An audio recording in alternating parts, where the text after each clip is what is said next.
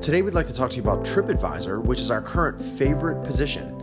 And since it's summer of 2017, why not take a trip to talk about TripAdvisor? So let's leave the office and head over to Paris.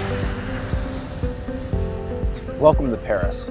There's probably no better place to talk about TripAdvisor than Paris, which often fights for the top destination for global travelers with Bangkok and London on a yearly basis. There's 18 million visitors that come here a year, and perhaps there's no better place to talk about the actual TripAdvisor opportunity than in front of the Eiffel Tower, which is the #1 highest visited paid monument in the world at almost 7 million visitors a year.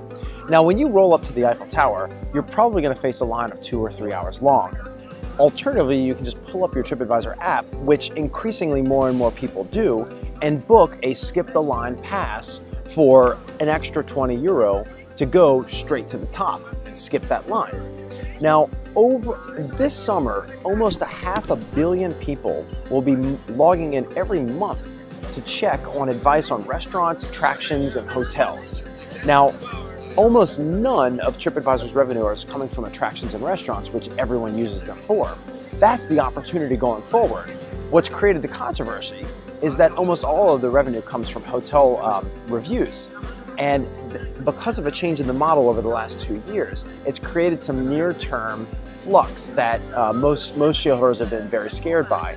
We think it's created an outstanding opportunity to acquire the premier travel asset for a very reasonable valuation with massive total addressable markets that it's opening up right now. And we'd like to take you through Paris to talk about that opportunity right now. Because users increasingly rely upon TripAdvisor on their phones as opposed to their desktop, and actually phones monetize at a much lower rate than actual desktop does for hotel shoppers, the company has embarked on a couple years ago this instant booking process. It sort of botched the rollout, and to make a long story short, it led to multiple quarters, multi-years actually, of negative transaction revenue declines for the hotel segment. We believe that here we are in Q2, that everything is starting to improve significantly. Its US footprint has actually come back to pari passu, or actually above former monetization levels before they rolled out Instant Book. And we think that this is somewhat becoming in the rearview mirror for TripAdvisor.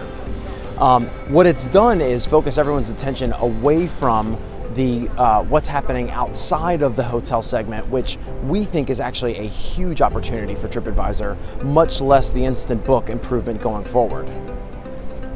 So that opportunity is actually quite massive. 12% of worldwide travel spending happens on tours and local attractions.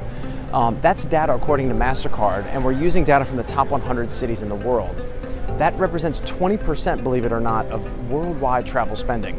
And interestingly, tours and attractions is a smaller portion of the tourist check than it is in sort of the adventure and destination type areas. But if we use that figure, that 12% figure, and apply that to the global spending, we estimate that actually tours and attractions is a $150 billion worldwide addressable market. Now, if TripAdvisor executes just as well as Priceline and Expedia have with hotels, that means that their total addressable market in the near term is about $40 to $45 billion. And that would translate into revenue of roughly $5 billion for TripAdvisor. That's a medium-term opportunity for Trip, and it's actually almost 4 times what Trip earns from hotels today.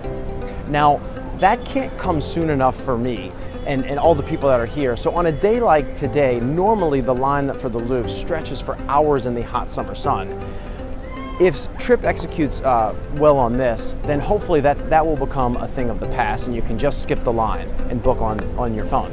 Hopefully it'll be somewhat akin to the movie box office in the 90s, where you had to stand in line for the next hot movie premiere. Cannot wait until that struggle is totally over.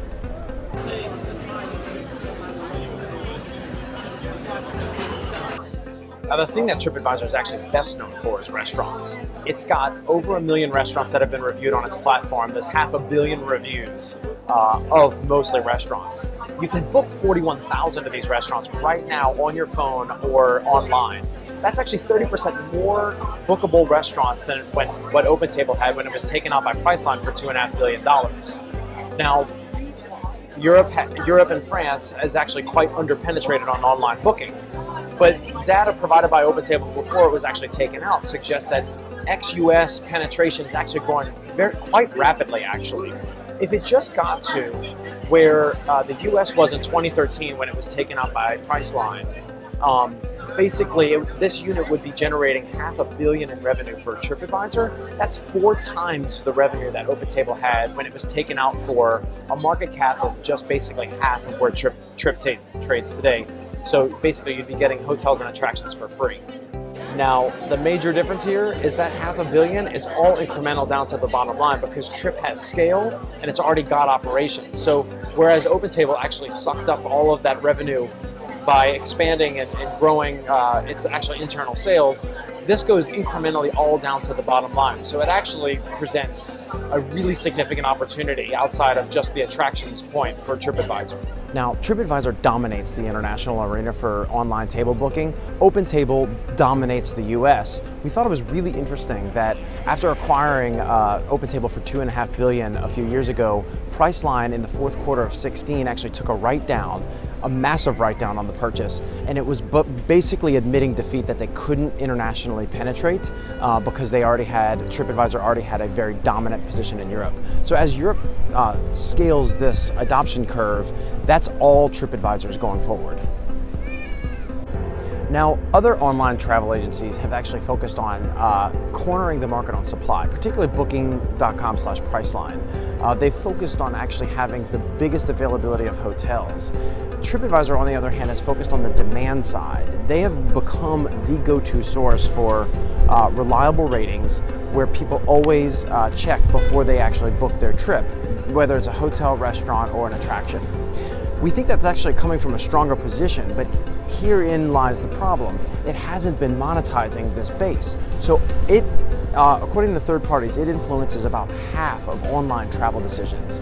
But it's only 20 basis points of revenue in terms of what it actually is monetizing today. So it leaves a gigantic runway for them to close this monetization gap. Instant Book is one of the many ways where they're trying to close that gap. Even if they're not successful in significantly closing this gap, we think that it's really attractive because of so many other optionalities that TripAdvisor has in other segments of its business. Okay, now as we head back from Paris to the office, let's actually just quickly review the thesis here. So TripAdvisor is affecting half of the decisions in the global travel industry, which is a giant industry, and online is experiencing secular growth. Trip's monetization is just a speck of sand in this giant industry.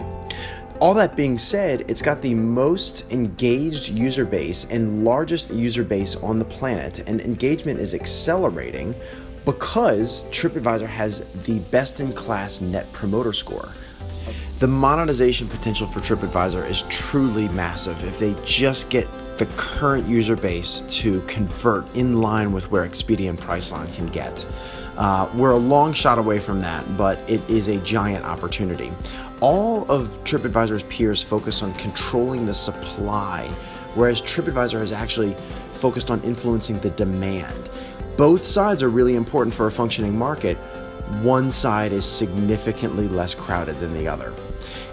Capping this whole thing off is not only is TripAdvisor in a more enviable position in the marketplace, it is actually the cheapest company in the entire industry, which we think is an outstanding opportunity going into the rest of this year and into 2018. So thanks for watching. Hope you learned something, and have a great rest of your summer. Go out and use TripAdvisor.